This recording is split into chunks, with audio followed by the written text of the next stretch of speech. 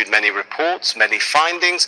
What will be different in the next 3 years, especially forcing action to try and address some of the issues which you've highlighted?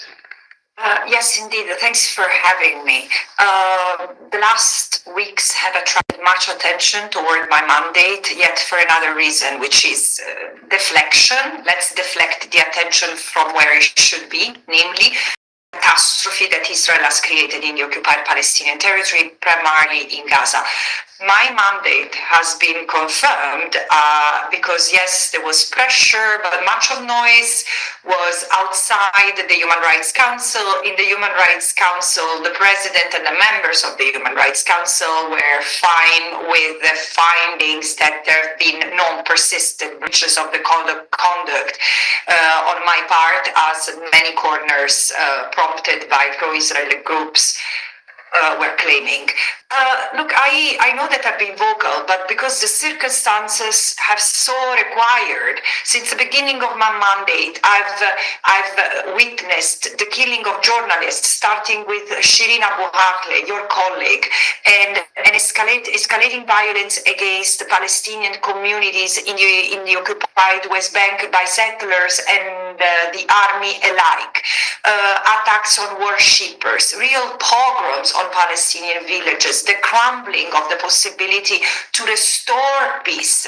And we've seen also advancement at the international justice level, but what's more important is that after the horrible events of October 7, which killed numerous Israeli civilians and others, and Israeli hostages were captured, then we have seen Israel unleashing a genocidal war on Gaza. This is what I bore witness to, and I was vocal, but I will continue to do the same. I will remain vocal, and I intend to work more closely with the actors that are needed to ensure enforcement of international law, because the problem today is not the lack of normative framework, it's the lack of enforcement mechanisms. And because so let me jump in, Francesca.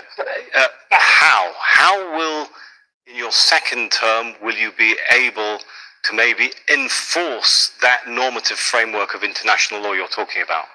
Yeah, of course, it will not be me personally, but I already started working with and advocating for greater response at the domestic level vis-a-vis the injustice that has enveloped Palestine. Because, when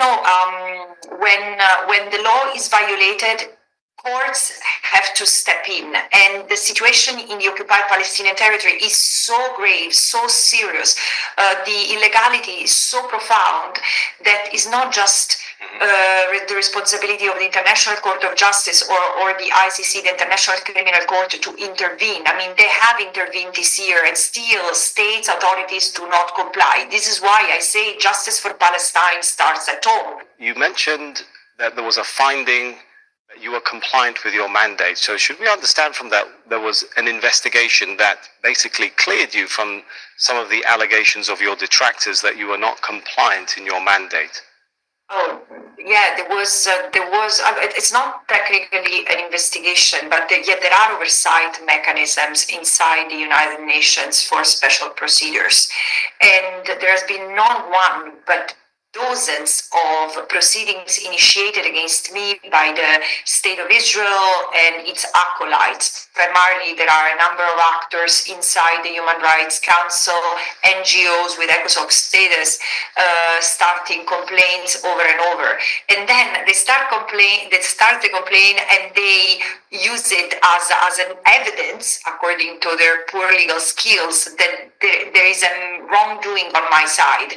But all these facts, all these allegations have been dealt with and presented to the Human Rights Council. The president was, examined those and concluded that there was no issue to continue giving oxygen to these claims. You mentioned that there was pressure on members, I think, of the Human Rights Council. What exactly was the pressure? Who was it coming from? Were threats made? Yeah, of course there were threats made against... By who, Francesca? There are different... Pro-Israel groups are very active in each country. This is no secret. And they have been able to scare many into silence. I understand that, but Francesca, can you explain any specific threats that were made, perhaps to members of the Human Rights Council, not to renew your mandate? I know that there is pressure on member states in the Netherlands, in the United States. It's not even pressure. There are lobby groups. So yes, it's pressure, but it's different from the threats that I receive. There is a collision of interests or a conjuncture of interest. And of course, there have been parliamentarians in France, in the Netherlands, in the United States, writing letters complaining about my conduct. Was there a point when you thought maybe your mandate will not be reconfirmed or renewed? Oh, yes. Yes, of course. How did that make you feel? No, I felt as I normally feel. I feel depleted by the genocide. The rest, I mean, people shouldn't think that I can take this mandate with a light heart. It's heavy, it's voluntary, it's draining me and everyone who works with me, or who lives with me, the team of volunteers, the people in the UN, and my own family and circles of friends. My life has been completely transformed by the genocide. This is was that turmoil at the end of the Human Rights Council. I said, okay, so there is a plot to bring my mandate to an end. And I said, if I don't have the trust of the Human Rights Council, it's a fact. And so they should choose another person. But if they maintain it, it's because it means that they trust me. And in this respect, they have to protect me and my functions. Let me read to you what the US mission to the United Nations posted on X on April the 3rd. Quote, today, the US sent Secretary General Antonio Guterres a letter opposing Francesca Albanese's renewal as UN Special Rapporteur. We condemn her virulent anti-Semitism, which demonizes Israel and supports Hamas. She has clearly violated the UN's code and is unfit for her role. Her reappointment would show the